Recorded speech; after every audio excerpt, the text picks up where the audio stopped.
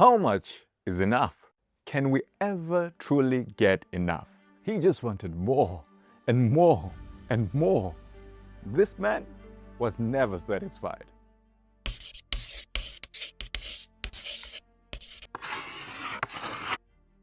Greetings, family, and welcome to another episode. Today, we'll look at a parable that warns us about the danger of discontentment, a condition that is often subtle but deeply destructive. Let us begin by understanding the circumstances surrounding this parable. Luke chapter 12 opens with the man in the crowd who comes to Jesus with a dispute, an issue concerning inheritance. Now, inheritance was a very important part of Hebrew society. How it was divided carried great significance. In fact, it was addressed in the Torah.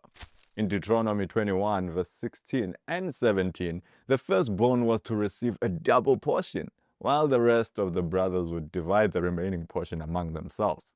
You sure wanted to be a firstborn then. This helps us understand why inheritance mattered so deeply. We even see its importance reflected in the account of Jacob and Esau, as the book of Genesis would tell us. Now, this man hears Jesus speak with authority, and he thinks to himself, this man can surely convince my brother to give me my share. And so he says, Teacher, tell my brother to divide the inheritance with me. This suggests that perhaps he had been wronged, perhaps defrauded. But there is something deeper here. This man had his own agenda. The words of Christ were not entering his heart. They were colliding with a man who only wanted something from the Savior, not his words.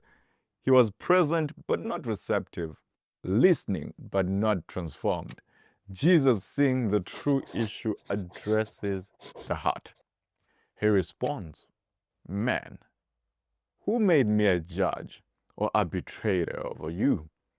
Jesus could have settled the dispute, but that was not his mission.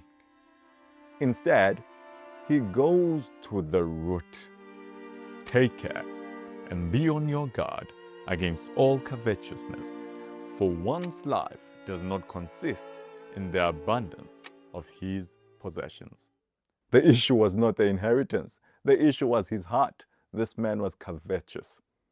The Greek word pleonexia, a greedy, insatiable desire to have more, a craving that is never quieted, never satisfied. More, give me more and more. One can only imagine the weight of that moment. The Savior had read right into his intentions completely. Nothing was hidden, nothing was concealed. And so, to address this condition, Jesus then spoke the parable. The land of a rich man produced plentifully, and he thought to himself, What shall I do? For I have nowhere to store my crops.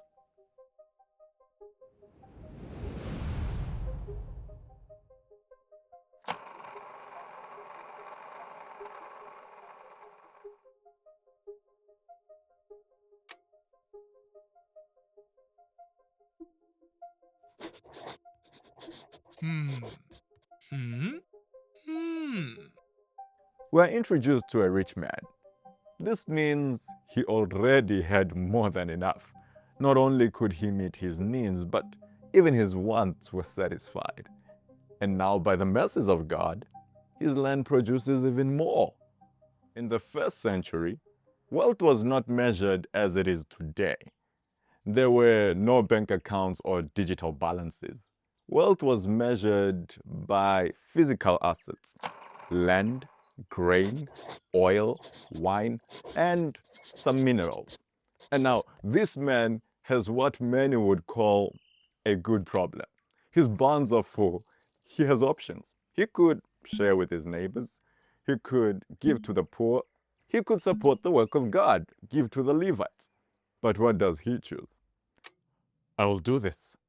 I'll tear down my barns and build larger ones, and there I will store all my grain and my goods, And I'll say to my soul, soul, you have ample goods laid up for many years. Relax, eat, drink, be merry.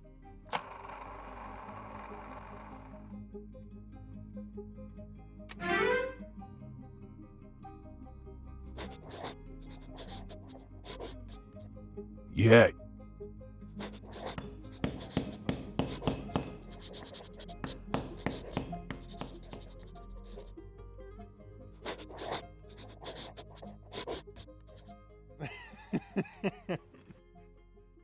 He chooses himself. He wants more and more. He is never satisfied. Notice the language. My grain, my goods, my soul, everything revolves around him. There's no gratitude, no thought of others, no awareness of God. Solomon captures this spirit very well in the book of Ecclesiastes 5. The one who loves silver is never satisfied with silver. God had blessed him for the sake of others, but he turned the blessing inward. His vision went no further than his own comfort. He mistook abundance for security and provision for ownership. And then, at the height of his planning, at the peak of his confidence, God speaks. But God said to him, fool, not wise, not successful, not fortunate, but fool. This night, your soul is required of you. In a single moment, everything changes. All his plans, all his building, all his dreaming, interrupted. The word cuts deep. You fool.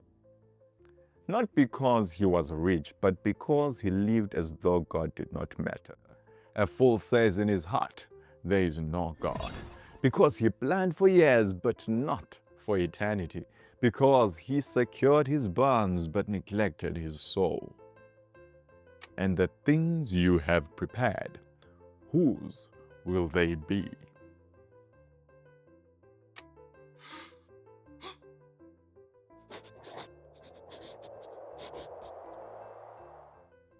Here is the reality no wealth can escape. Death. All his plans undone. All his possessions left behind. The barns, the grain, the wealth left behind. None of it was truly his. He loved this world, but the world could not keep him alive. This is not just his story. It is a warning. Jesus then seals the message. So is the one who lays up treasure for himself and is not rich toward God. Let us pause. Many of us are on similar pursuits. God blesses and we build bigger barns, and then bigger ones, and then bigger ones. Take a moment. Look at what God has given you. Not what you wish you had, but what you already have. Now, ask yourself, are these blessings flowing outward?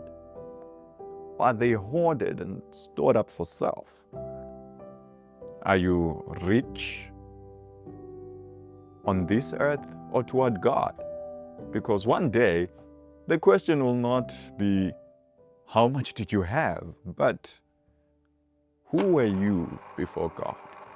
Friends, let us not lay up treasure on earth, but let us lay it up in heaven, because we can truly get enough.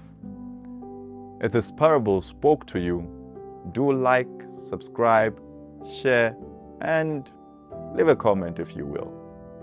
God bless you.